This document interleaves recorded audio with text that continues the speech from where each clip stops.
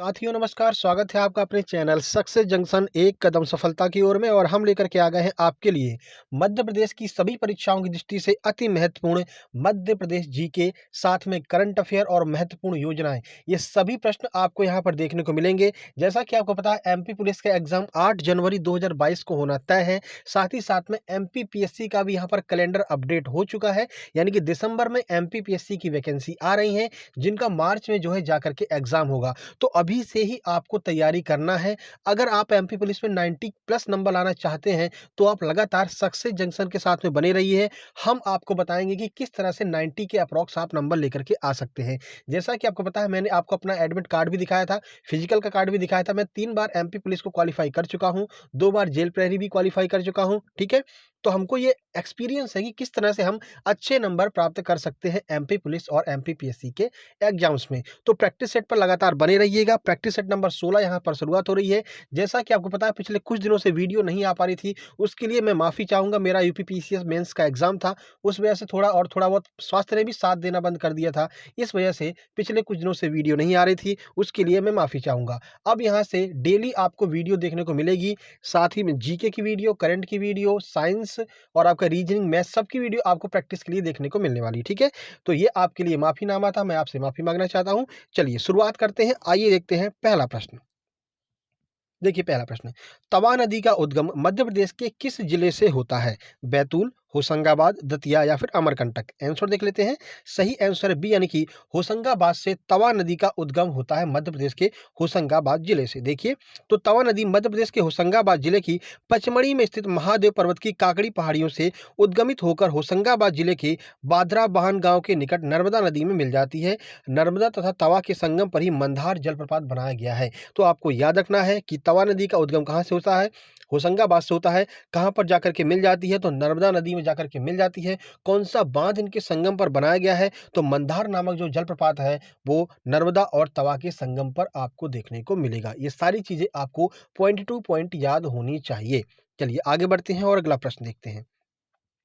नर्मदा, ताप्ती और माही, ये तीनों क्या हैं? मतलब कि ये तीनों नदियाँ हैं, सबको पता है, लेकिन ये किस तरफ से किस ओर प्रवाहित होती हैं, यह आपको बताना है। सारे के सारे प्रश्न ऐसे हैं जो एमपी की परीक्षाओं में आए हुए हैं। एक भी ऊट-पटांग प्रश्न आपको देखने को नहीं मिलेंगे, ठीक है?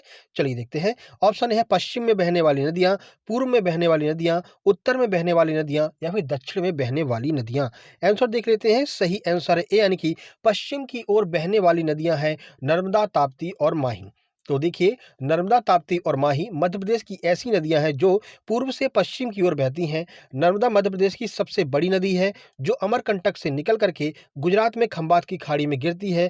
ताप्ती भी नर्मदा के समानांतर बहती है। अब देखिए, आपको समझाते हैं। देखिए, नर्मदा और ताप्ती, आपको पता है ताप्ती बैतूल से निकलती है, मतलब बैतूल के मुल्ताई से निकलती है, और आपकी जो नर्मदा है वो आपकी अमरकंटक से निकलती है। और ये दोनों ऐसी नदियां हैं जो पूर्व से निकल करके पश्चिम की ओर बहती हैं, ठीक है? साथ में ताप्ती को भी आपको ये क्या कहते हैं, माही को भी आपको याद रखना है। ऐसा ना हो कि नर्मदा, ताप्ती आपके दिमाग पर है, माही को आप भूल जाएँ। माही भी आपकी पूर्व से निकल कर के पश्चिम की ओर बहती है। तो तीनों नदियाँ पूर्व से पश्चिम की ओर बहने वाली नदियाँ हैं, ये आपको याद रखना है। ये नर्मदा और ताप्ती जाकर के खंबात की खाड़ी में गिर जाती हैं, ये भी आपको याद रखना है। और ये एस्चुरी का निर्माण करती हैं। कई बार प्रश्न परीक्षा में पूछा गया कि इनमें से कौन-सी नदियाँ एस्चुरी का निर्माण करती हैं, तो याद रखिएगा, नर्मदा और ताप्ती एस्चुरी का निर्माण करती हैं, ठीक है?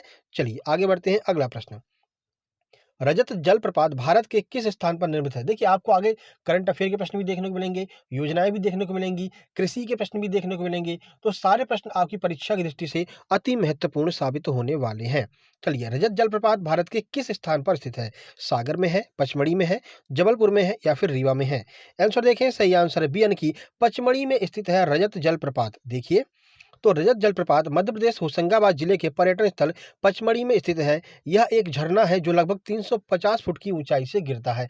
तो बस आपको ये याद रखना है कि रजत जलप्रपात, या जिसे सिल्वर जलप्रपात भी कहते हैं, कहाँ पर स्थित है? तो पचमढ़ी में स्थित है रजत जलप्रपात। ठीक है, आगे बढ़ते हैं। अगला प्रश्न देखते हैं। भेड़ाघाट पर कौन सा जलप्रपात स्थित है? भेड़ाघाट आपको पता है, जबलपुर में स्थित है भेड़ाघाट, ठीक है? देखिए, तो कौन सा यहाँ पर जलप्रपात भेड़ाघाट में स्थित है? धुआंधार, दुग्धधारा, कपिलधारा या फिर चचाई? आंसर देखें। सही आंसर है ए, यानी कि धुआंधार जलप्रपात जो है वो आपका भेड़ाघाट में स्थित है। तो भेड़ाघाट मध्य प्रदेश के जबलपुर जिले में स्थित है। यह एक रमणीय पर्यटन स्थल है। तो ये भी पूछा जाता है कि भेड़ाघाट कौन से जिले में स्थित है। तो याद रखिएगा, मध्य प्रदेश के जबलपुर जिले में भेड़ाघाट स्थित है और वहीं पर आपका धुआंधार झरना भी देखने को मिलता है। चलिए अगला प्रश्न देख लेते हैं। कोपरा, व्यामा और वियरना किस नदी की सहायक नदियां हैं? अब ऐसी नदियां आपसे पूछ ली जाती हैं जो आपने पहले कभी नहीं पढ़ी हैं, ठीक है? और यही ऐसे प्रश्न होते हैं जो आपको दूसरों से अलग करते हैं, दूसरों से आगे निकालते हैं। तो ऐसे प्रश्नों पर विशेष जोर दिया जाता है हमारे द्वारा, क्योंकि यही प्रश्न है जो आपको ज़्यादा से ज़्यादा नंबर गेन कराएँगे और आपका सिलेक्शन कराएँगे। देखिए, नॉर्मल प्रश्न तो हर कोई अटेम्प्ट करेगा, हर कोई सही करेगा, लेकिन कुछ ऐसे प्रश्न होंगे जो हर कोई नहीं अटेम्प्ट करेगा और उनको आप अटेम्प्ट करेंगे, क्योंकि आप होंगे सक्सेस जंक्शन के साथ में, ठीक है? चलिए देखते हैं। तो कोपरा, ब्यामा, बियरना चंबल की सहायक नदियाँ हैं, बेतवा की सहायक नदियाँ हैं, केन की सहायक नदियाँ हैं या फिर ताप्ती की सहायक नदियाँ हैं।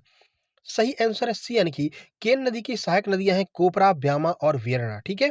ये तीनों नदियां दमोह जिले में प्रवाहित होती हैं। तो ये भी आपको याद रखना है, कहाँ पर बहती हैं तीनों नदियां? तो तीनों नदियां दमोह जिले में प्रवाहित होती हैं, याद रखिएगा। वीडियो पसंद आ रहा हो तो मेरे भाई वीडियो को अभी लाइक कर दीजिएगा, अपने दोस्तों के पास शेयर कर दीजिएगा, जो भी यहाँ पर एमपी पुलिस की तैयारी कर रहे हैं, कि अब एमपी पुलिस की विशेष प्रैक्टिस सेट जो है शुरुआत हो चुकी है आपके अपने चैनल सक्सेस जंक्शन पर। जल्द ही थ्योरी क्लास भी स्टार्ट हो जाएगी। तो पहले थ्योरी क्लास कराएंगे, उसके बाद प्रैक्टिस कराएंगे, फिर थ्योरी, फिर प्रैक्टिस, मैप, आपकी हर तरह से पूरी तैयारी यहाँ पर कराई जाएगी। चलिए देखिए, मध्य प्रदेश में सहस्त्रधारा जलप्रपात किस नदी पर स्थित है? ताप्ती, नर्मदा, चंबल, माही। आंसर देखें, सही आंसर बी, यानी कि नर्मदा नदी पर सहस्त्रधारा जलप्रपात स्थित है। देखिए, तो सहस्त्रधारा जलप्रपात मध्य प्रदेश की जीवन रेखा कही जाने वाली नर्मदा नदी पर स्थित है। कहा जाता है कि इस स्थान पर सहस्त्रबाहु ने नर्मदा के प्रवाह को रोकने का प्रयास किया, परंतु नर्मदा कई धारा में बंट करके बहने लगी, इसलिए इस स्थान को सहस्त्रधारा नाम दिया गया है।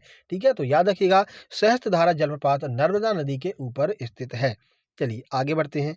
अगला प्रश्न है आपके लिए, जलाभिषेक अभियान भारत के किस राज्य के द्वारा शुरू किया गया था? पंजाब, हरियाणा, मध्य प्रदेश या फिर राजस्थान? आंसर देखते हैं, सही आंसर सी, यानी कि मध्य प्रदेश के द्वारा जलाभिषेक अभियान की शुरुआत की गई थी। कुछ जानकारी देखते हैं। तो मध्य प्रदेश सरकार प्रदेशव्यापी जलाभिषेक अभियान के तहत सभी जिलों के लगभग 130 ऐसी नदियों को नवजीवन देने का प्रयास कर रही है जो कभी अपने स्थान विशेष की जीवन रेखा के बारे में पहचानी जाती थी और अब वो सूख गई हैं। इस अभियान की शुरुआत रतलाम की जामन नदी से की गई है। तो याद रखिएगा, जलाभिषेक अभियान का संबंध किससे है? तो ऐसी नदियां जो अब सूख चुकी हैं, लेकिन जब प्रारंभ में वे नदियां उस जिले की जीवन रेखा के रूप में जानी जाती थी, उन नदियों में पुनः जल लाने का प्रयास किया जा रहा है। दूसरी नदियों से कांटेक्ट करके, दूसरी नदियों को उनमें जोड़ करके पुनः जल लाने का प्रयास किया जा रहा है। ठीक है, तो ऐसी नदियां कौन सी हैं? तो अभी इस अभियान की शुरुआत कहाँ से की गई है? तो रतलाम की जामन नदी, जो कि काफी समय पहले बहुत प्रसिद्ध थी, जीवन रेखा कही जाती थी रतलाम की जामन नदी, वो अब सूख गई है। उसमें पुनः पानी लाने का प्रयास जलाभिषेक अभियान के तहत किया जा रहा है। चलिए आगे बढ़ते हैं। 130 नदियों को कवर किया जा रहा है, ये डेटा जरूर याद रखिएगा। निम्नलिखित में से कौन सी मिट्टी को रेगुर मिट्टी के उपनाम से भी जाना जाता है? लाल मिट्टी, काली मिट्टी, खादर मिट्टी या फिर बांगर मिट्टी? आंसर देख लेते हैं। सही आंसर है बी, यानी कि काली मिट्टी को रेगुर मिट्टी के उपनाम से जाना जाता है। तो काली मिट्टी को रेगुर मिट्टी या फिर काली कपास मिट्टी के नाम से जाना जाता है। इसमें जल धारण करने की सर्वाधिक क्षमता होती है। यह मध्य प्रदेश के पश्चिमी क्षेत्र में मुख्यतः पाई जाती है। तो जो पश्चिमी क्षेत्र है आपका, जैसे कि मालवा वाला बेल्ट की बात करते हैं, तो यहाँ पर आपको काली मिट्टी बहुत ज़्यादा देखने को मिलती है। और आपको पता है, काली मिट्टी गन्ना उत्पादन के लिए बहुत फेमस है, सोयाबीन उत्पादन के लिए बहुत फेमस है, गेहूँ उत्पादन अच्छा होता है, इसलिए मालवा को गेहूँ का पठार कहा जाता है और यहाँ पर सर्वाधिक काली मिट्टी पाई जाती है। ठीक है, चलिए आगे बढ़ लेते हैं। तो लड़कियों और महिलाओं की सुरक्षा के लिए स्पेशल 40 दस्ता किस शहर के द्वारा शुरू किया गया है? करंट अफेयर का यह प्रश्न है। भोपाल, ग्वालियर, जबलपुर या फिर इंदौर? तो बताइए, लड़कियों और महिलाओं की सुरक्षा के लिए स्पेशल 40 दस्ता किसने शुरू किया है? आंसर देखते हैं। सही आंसर है डी, यानी कि इंदौर पुलिस के द्वारा लड़कियों और महिलाओं की सुरक्षा के लिए स्पेशल 40 दस्ता की शुरुआत की गई है। महिला पुलिस का यह दस्ता हर समय महिलाओं की सुरक्षा के लिए तैनात रहेगा। जहाँ कहीं भी मेले लग रहे हैं या फिर कोई बड़ा बाजार है, तो वहाँ पर महिलाओं की सुरक्षा के लिए स्पेशल 40 दस्ता की शुरुआत की गई है इंदौर पुलिस के द्वारा। याद रखिएगा, महत्वपूर्ण प्रश्न है, परीक्षा में देखने को मिल सकता है। मध्य प्रदेश के किस जिले में स्वयं सिद्धा ग्रामीण मार्ट का शुभारंभ किया गया है? ये भी करंट अफेयर का प्रश्न है। मुरैना, भिंड, खंडवा, खरगोन। आइए आंसर देख लेते हैं। सही आंसर है 3 सी, यानी कि खंडवा में जो है स्वयं सिद्धा ग्रामीण मार्ट का शुभारंभ किया गया है। तो खंडवा जिले के पुनासा ब्लॉक में ओमकारेश्वर के नाबार्ड के सहयोग से स्वयं सिद्धा ग्रामीण मार्ट का शुभारंभ किया गया है। ग्रामीण मार्ट में लगभग 180 स्वयं सहायता समूहों के उत्पादों की बिक्री की जाएगी। जैसा कि आपको पता है, कुटीर उद्योग होते हैं, छोटे छोटे उद्योग होते हैं, स्वयं सहायता समूहों के द्वारा जो मतलब उद्योग शुरू किए जाते हैं, छोटे-छोटे, जैसे लिज्जत पापड़ हो गया, साड़ियाँ बनाना हो गया, छोटी-छोटी जो है कढ़ाई वगैरह होती है, बीड़ी वगैरह जो होती है, तो इनका जो है अब ऑनलाइन वितरण जो है किया जाएगा। किसके माध्यम से? स्वयं सिद्धा ग्रामीण मार्ट के माध्यम से। कहाँ पर शुरुआत की गई है? तो खंडवा के पुनासा ब्लॉक में इसकी शुरुआत की गई है। चलिए अगला प्रश्न, जीसीए का पूर्ण रूप क्या है? ये आपसे पूछा जाता है, फुल फॉर्म भी पूछे जाते हैं। तो बताइए जीसीए का फुल फॉर्म क्या है? ग्वालियर कारपोरेट क्षेत्र, 72 फसली क्षेत्र, कुल फसल क्षेत्र या फिर हरियाली? आंसर देखें, सही आंसर क्या है? सही आंसर 80, यानी कि कुल फसल क्षेत्र जीसीए का फुल फॉर्म होता है। देखिए, तो जीसीए का फुल फॉर्म है ग्रैंड क्रॉप एरिया, अर्थात कुल फसल क्षेत्र, ये इसका फुल फॉर्म होता है। आपसे यहीं पे पूछ लिया जाता है जीडीए का फुल फॉर्म क्या है? तो ग्वालियर डेवलपमेंट अथॉरिटी जो है वो जीडीए का फुल फॉर्म होता है। ये आपको याद रखना है, ठीक है। चलिए, एसएचजी का फुल फॉर्म क्या होता है? तो सेल्फ हेल्प ग्रुप जो है वो एसएचजी का फुल फॉर्म होता है। स्वयं सहायता समूह एसएचजी का फुल फॉर्म होता है। ये ऐसे फुल फॉर्म जो है वो परीक्षाओं में पूछे जाते हैं। आगे बढ़ते हैं, अगला प्रश्न देखते हैं। केवल अलीराजपुर मध्य प्रदेश में उगने वाला नूरजहां किस फसल की किस्म है? तो बताइए, नूरजहां जिसका उत्पादन केवल और केवल अलीराजपुर में होता है, किस फसल की किस्म है नूरजहां? संतरा, सेब, आम, अंगूर? आंसर देखें, सही आंसर सी, यानी कि आम की फसल है नूरजहां, जो केवल और केवल अलीराजपुर में उत्पादित होती है। तो आमों की रानी कही जाने वाली प्रजाति आम की नूरजहां मध्य प्रदेश राज्य के अलीराजपुर की एक आम की किस्म है। इस किस्म के आम का औसत वजन 3.8 किलोग्राम, मेरे भाई मतलब 4 किलोग्राम का एक आम होता है, समझ लीजिए, ठीक है। अगर आप एक आम खरीदते हैं तो आपको एक थैला लेकर के जाना पड़ेगा, और 4 किलोग्राम वजन होता है उसमें लगभग। अलीराजपुर में केवल पाई जाती है, नूरजहां आम की प्रजाति है। यह प्रश्न पटवारी में पूछा गया था और लोगों के होश उड़ गए थे कि ये क्या होता है, ठीक है ना। तो ऐसे प्रश्न जो आपको परेशान कर सकते हैं, उन प्रश्नों को खोज करके ढूंढ करके हम आपके लिए लेकर के आएंगे, जो आपको एक्स्ट्रा नंबर दिलाएंगे। चलिए अगला प्रश्न देखते हैं। मध्य प्रदेश के किस जिले में अफीम की खेती की जाती है? मंदसौर, शिवपुरी, सागर, रायसेन? आंसर देखते हैं, सही आंसर है ए, यानी कि मंदसौर में अफीम की खेती की जाती है। तो अफीम, जिसे काला सोना ऑप्टिमम भी कहते हैं, की खेती मध्य प्रदेश के नीमच, मंदसौर, रतलाम जिले में होती है। यह अत्यधिक महत्वपूर्ण औषधीय फसल है। इसमें 42 से भी अधिक प्रकार के एल्केलाइड पाए जाते हैं, और एल्केलाइड का मतलब जानते हैं, नशीला पदार्थ होता है एल्केलाइड, जो कि आपके अफीम में पाया जाता है, ठीक है। चलिए आगे बढ़ते हैं। मध्य प्रदेश के किस भाग में मुख्य रूप से चावल की खेती की जाती है? उत्तरी भाग में, पूर्वी भाग में, पश्चिमी या फिर दक्षिणी भाग में? आंसर देखते हैं, सही आंसर है बी, यानी कि पूर्वी भाग में जो है चावल की खेती मुख्य रूप से की जाती है। देखिए, तो मध्य प्रदेश में सिंचाई मुख्य रूप से नहर और टैंक की मदद से होती है। आपको पता है, चावल मुख्यतः पूर्वी मध्य प्रदेश में उगाया जाता है, जहां पर अधिक वर्षा होती है। देखिए, चावल के फसल उत्पादन के लिए अधिक वर्षा की आवश्यकता होती है, और जो पूर्वी मध्य प्रदेश, जो आपका सीधी सिंगरौली वाला क्षेत्र है, यहाँ पर अधिक मात्रा में जो है वर्षा होती है। इस वजह से चावल का सर्वाधिक उत्पादन आपको सीधी सिंगरौली वाले एरिया में आपको देखने को मिल जाएगा, पूर्वी मध्य प्रदेश में आपको देखने को मिल जाएगा, ठीक है। चलिए आगे बढ़ते हैं। मध्य प्रदेश के किस जिले में कृषि पर निर्भर कामगारों का उच्चतम प्रतिशत देखने को मिलता है? ये आपके एग्रीकल्चर वाले प्रश्न देखने को मिल रहे हैं, कृषि के प्रश्न देखने को मिल रहे हैं, ठीक है ना। हर एक चीज को हम यहाँ पर कवर करेंगे, कृषि भी, खनिज भी, पर्यटन भी, नदियां भी, हर चीज को कवर करेंगे, करंट अफेयर भी कवर करेंगे, ऐतिहासिक प्रश्न भी कवर करेंगे। बस जरूरत है आपके एक लाइक की, आपके एक शेयर की। तो सबके पास शेयर कर दीजिएगा और इस वीडियो को लाइक जरूर कर दीजिएगा। देखिए, तभी हम डेली बेस पर आपके लिए डेली वीडियो लेकर के आएंगे प्रैक्टिस के लिए। रीजनिंग की वीडियो भी बहुत जल्द ही आपके सामने आने वाली है। कल आपको रीजनिंग की वीडियो देखने को मिलेगी।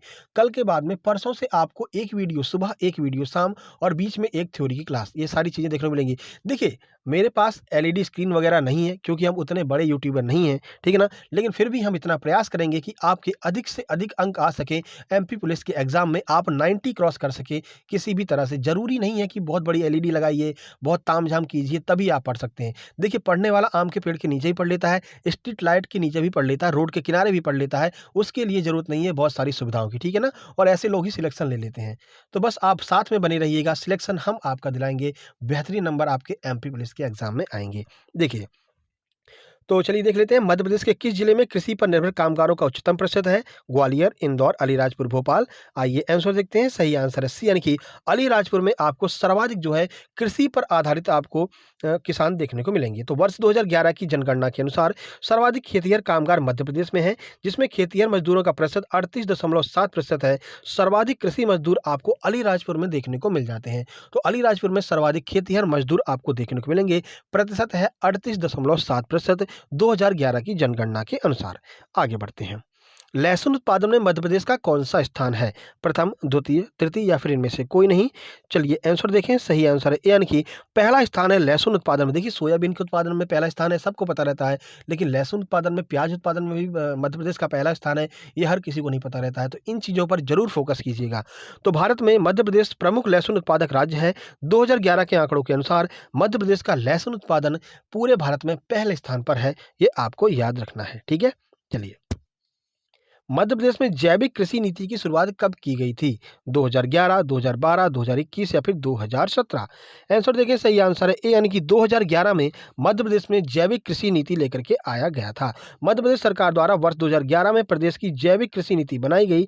जैविक खेती विकास के संबंध में निर्णय लेने के लिए जैविक खेती विकास परिषद का भी गठन किया गया। तो एक परिषद का भी गठन किया गया है, जिससे कि मध्य प्रदेश में जैविक कृषि को आसानी से किया जा सके, ठीक है।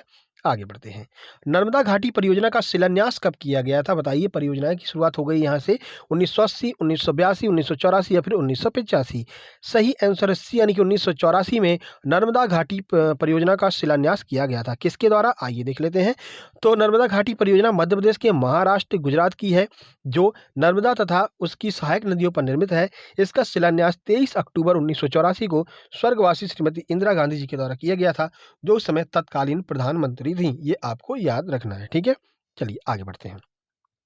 तो ये कुछ महत्वपूर्ण प्रश्न थे। डेली आपके लिए प्रैक्टिस सेट हम आपके लिए लेकर के आते रहेंगे। बस वीडियो को लाइक करना है, दोस्तों के पास शेयर करना है, और इस प्रश्न का जवाब कमेंट बॉक्स में जरूर दीजिएगा। खजुराहो के प्रसिद्ध मंदिरों का निर्माण किस शासक के द्वारा करवाया गया था? कमेंट बॉक्स में कमेंट जरूर कीजिएगा। और ये टोक्यो ओलंपिक के ऊपर हमारी एमसीक्यू की वीडियो बन चुकी है।